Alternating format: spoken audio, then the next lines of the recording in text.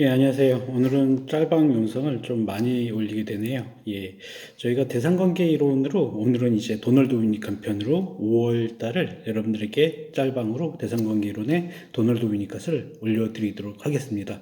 저희가 3월, 4월에는 멜라인 클라인하고 이제 페어 배연까지 보았습니다. 자, 도널드 위니칸 좀 설명을 드리자면 도널드 위니칸은 그 여러 가지 그 대상관계 이론 학자 중에 우리나라에서 레퍼런스가 가장 높은 분 중에 하나입니다. 인말인즉슨 도널드 위니캇이 고안했던 여러 가지 이론들, 예를 들어서 삼자기와 거짓자기, 그리고 이제 중간 대상과 중간 현상, 그리고 위니캇이 지향하는 공격성에 대한 관점들, 그런 하나하나가요, 비단 심리학 분야뿐만 아니라 교육학이라든가, 그리고 이제 뭐 여러 정신건강의학 전문 책이라든가 자녀 양육 책에서 아주 빈도 있게 언급이 되어지고 있습니다. 자, 도널드 위니캇을 우리가 이제 학습하기에 앞서 알아야 될 것은요, 이 위니캇 같은 경우에는요, 뭐라고 해야 될까? 기존의 정신분석가들이 갖고 있었던 그러한 지향점, 그 정신분석가들이 갖고 있던 지향점은 뭐냐? 바로 이제 상담자와 내담자, 그리고 정신분석가와 피분석가 사이에서 그 정신분석가가 약간의 권위적인 관계를 가지고 직면과 해석을 통한 지시적인 기법으로 그 내담자의 그런 이제 억압된 이제 그 무의식 속의 상처들을 이제 해석함으로 이제 그 좀 직면한 법으로 이제 통찰을 주는 기법이었는데요. 이 위니캇을 필두로는요, 그런 개입, 직접적인 기법들, 예를 들어 직면이나 해석보다는 공감적인 기법을 통한 개입이 주를 이루고 있습니다. 이러한 공감적인 개입 같은 경우에는 멜라인 클라인의 경우에도 그 직면과 해석을 빈번하게 사용했던 것이 있었기 때문에 이 클라인을 지나서 이 위니캇 시대에 이제 접어들면서는요, 정신분석과 대상관계의 그 기법의 흐름 또한 크나큰 이제 변화가 존재하게 되는 것이죠. 뭐 쉽게 말을 하자면 요즘 말로 얘기하면 그 로저스식의 접근법과 다소 유사한 이른바 상담자와 내담자가 평등한 관계이고 내담자의 자아 실현성을 상담사가 공감을 통해서 이제 제공해 준다면 성장할 수 있다는 이런 따뜻한 관점이 위니캇을 필두로 이제 긍정적인 관점의 시야로 이렇게 이제 제공이 되었던 것이죠. 자, 그렇다면 위니캇은 어떤 사람이었느냐 말씀을 드리자면요. 위니캇은 이제 그 서적에 의하면 장난기가 다분했던 그런 사람이라고 합니다. 그리고 이제 성격이 외향적이었고, 그리고 이제 그 BBC 라디오에서 라디오 방송도 하는 등 여러 가지 책도 쓰고, 우리가 생각하는 그런 상담사의 역할과는 조금 파괴적인 전 분야를 이제 넘나드는 그런 역할들을 했다고 합니다. 클라인이라든가 프로이드, 그리고 이제 로널드 페온과 같이 조금은 이제 그 상담사라는 그리고 분석가라는 그 틀 안에서 그분들 같은 경우에는 이자적 관계를 지향했는데 도널드 위니캇은 그렇지 않았다는 것이죠. 그리고 도널드 위니캇의 경우에는요, 자기가 아이들이 없었기 때문에 그러니까 아이들이 없었기 때문에 이제 그 집 주위에 있는 그런 이제 좀 방황하는 청소년들을 집에서다 데리고 와서 이렇게 같이 지내면서 이제 치료도 하고 이제 자기가 위니캇이 잘 달래주었다고 합니다. 한마디로 이제 그 보육원의 기능을 위니캇의 집이 한 것이었죠. 이런 역할을 해도 이제 무방했던 것이 도널드 위니캇의 부인이 아마 정신보건 사회복지사였던 것으로 기억합니다.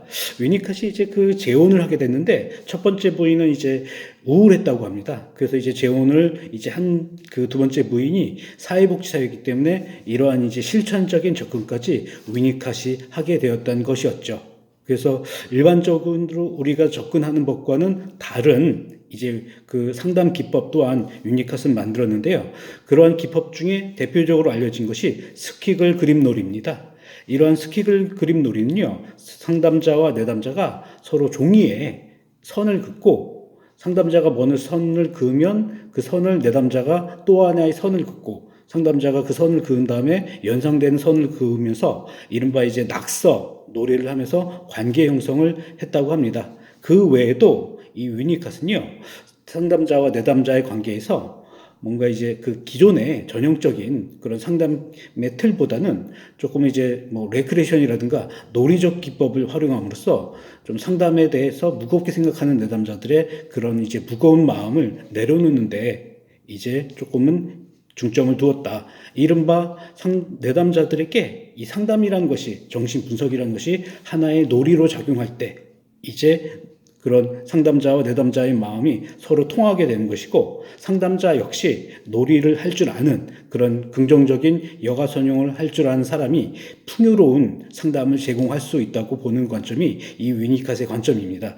이런 위니캇의 관점의 그 근저에는요, 위니캇 자체가 놀이 치료를 주로 아동들 대상으로 했기 때문에 상담과 분석의 이제 그 흐름도 기존의 정신분석가들과는 좀 판이하게 다른 부분이 있었다는 것이죠. 자, 이런 흐름 속에서 위니캇의 개념들로는요, 참자기와 거짓자기 개념, 그리고 이제 그 이전에 1차적 모성몰두의 개념이라든가, 이런 1차적 모성몰두의 그런 이제 어머니의 온전한 아이에 대한 사랑이 있었기 때문에 아이들은 이제 굳건한 자기주도식 마음과 자존감을 가지고 건강한 참자기의 인상을 살 수 있다고 본 것이죠. 그래서 요 사이에는요, 그 중간 대상과 중간 현상을 또한 통찰을 해내게 됩니다. 자, 중간 대상은 뭐냐면 쉽게 얘기해서 유아들이 1살, 2살이 돼가면서 어머니의 품으로부터 이렇게 떠나게 된 일이 많거든요. 그렇게 분리가 될 때, 어머니와 유아나 영아들이 분리가 될 때 그렇게 이제 장난감을 가짐으로써 어머니의 분리불안을 좀 이겨낼 수 있는 하나의 도구라든가 하나의 장난감이 될 수 있습니다. 이러한 중간 대상은 이제 쉽게 얘기하면 성인이 되거나 청소년이 되었을 때 취미 활동이라든가 문화생활로 이것이 이제 좀 확장될 수 있다는 관점입니다.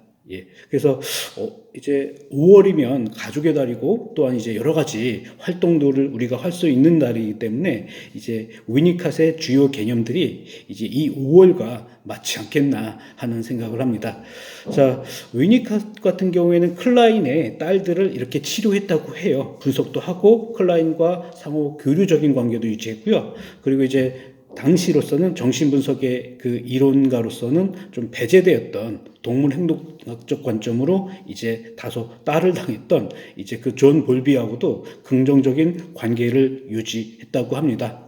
자, 오늘은 제가 위니캇의 주요 개념과 이제 위니캇의 그 개념이 다른 학자들과 좀 차이가 나는 지점들에 대해서 설명을 드렸습니다. 5월 한 달은요, 제가 위니캇의 개념을 핵심적으로 설명을 드리도록 하겠습니다. 예, 여러분들 5월 한 달 가족분들과 아는 지인들과 이번 한 주도 귀한 시간 보내시고 다음 강의 때 위니캇의 세부 개념들 중심으로 여러분들에게 인사를 드리도록 하겠습니다. 네, 감사합니다.